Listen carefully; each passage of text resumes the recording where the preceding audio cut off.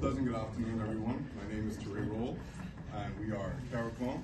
I'm joined with my colleagues today, Cameron Smith, Isaiah Paris, and Kamani Archer, and we're going to talk to you a little bit about our project.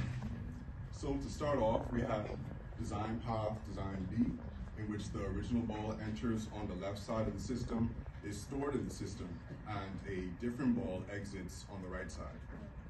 We also had path 2, in which the ball moves upwards, then downwards during the process.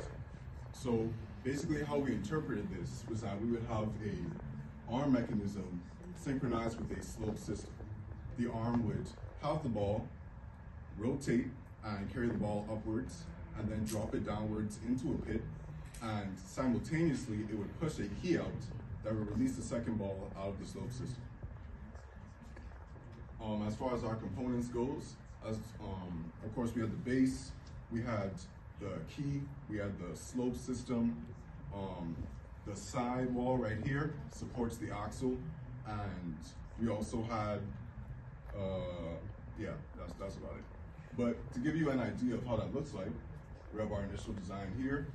You see the arm mechanism right there, the key that firmly locks into the slope system, the entry and exit points. I'll hand it over to Cameron.